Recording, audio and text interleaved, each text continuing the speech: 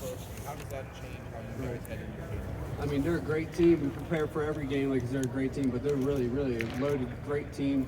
You know, their record doesn't show how good of a team they are. It's going to be an unbelievable challenge for our defense, for our whole team, and I'm excited for it. What do they do different than maybe you've seen on film out of them in the past couple of years? They just got a lot of speed. I mean, they're just very talented on the offense side of the ball. Very dynamic quarterback in Martinez, who's going to give us a lot of, different looks, but we'll be ready for it.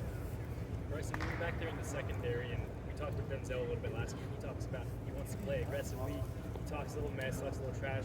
How do you think the secondary should be playing, especially going up against a guy like Adrian Martinez? I think we should have that chip on our shoulder, like Denzel said. And, I think that can only help you. Have a little edge on you. And we got to play fast, we got to play smart, we got to play tough, and we got to play together. So. How have you evaluated playing alongside Ronnie Hickman and maybe going too high a little bit? Rocket is a great player, phenomenal player. I love playing with Rocket. He is a tackling machine, as you guys all know. And I'm just really excited and always looking forward to playing with him. How do you see the difference between the two positions you guys are playing now? Because it seems like over the season it's morphed into more. You guys are doing some very similar things. He's high a lot. You're down the box more. It doesn't seem like there's quite the separation as there might have been early in the year. Yeah, I mean, everyone in the secondary can do everything. From going back to the spring, we've all worked every position. So, we're really comfortable with playing anything that we're asked to play. So, You guys have always talked about, and you've talked about that, whatever my role is, I'm ready when they call me, whatever. But what does it mean for you? I assume it does mean something for you that you've established yourself now as kind of like a first-line guy for this team. Yeah, I mean, it's an honor to be able to play for the Buckeyes. It's always been a dream of mine, but, it's just a start. I got a lot of ways to go to get better. Just got to keep getting better every single day, every single rep, just keep getting better and better, as we all do in the back end. The sky's the limit for everyone in that back end. We just got to make sure we bring it every single day to get better and better and better. When a safety talks trash, who does he talk trash to? The field judge? Yeah, I don't know, man. We can talk trash to anybody. Yeah. Okay.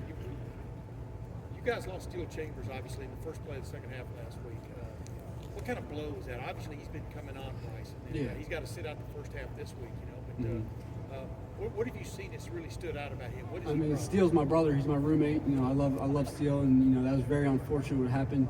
We can say what we want about the play, but it happened the way it happened. But he's an unbelievable athlete. Unbelievable athlete. Him and I are competing every day, at the house. And, unbelievable athlete. Sideline to sideline speed, he's got it. Very strong, flexible guy. So yeah, he's a beast, and I love him. But this blows, but he'll be ready once he gets back. He'll be hungry. But you know him extremely well. How has he even changed over the course of this season? Seeing more and more time. First, some people thought it was an experiment. Now he's, one of the primary linebackers. I would tell you that we're not surprised, just based off the off-season workouts. Seeing what he's able to do, just the kind of athlete he is. You can really plug him in anywhere. You ask the kid to play D-line, he'll play D-line. He'll be good at it. No, but off the field, is he a happier dude? How would you describe him? He's a very friendly guy. He takes it all in. He wants to get better at everything he does. He wants to learn. And he's a hungry guy, a hungry dude. So that's why he has success. Bryson, you guys had some issues getting in the field on third downs against Penn State. What do you think you guys need to do better so that teams aren't able to find both holes on third down? We just need to execute the calls better. Whatever the call comes in, we just need to execute it. Have that urgency, have that edge, like someone mentioned earlier, that chippiness to get off the field on third down. It's no secret that Adrian Martinez has occasionally had some problems giving up the football, either throwing or even fumbling and stuff. Y'all are aware of that also, right? You watch the video. Yeah, he's a great player. Turnovers happen from now and then, but he's a great player.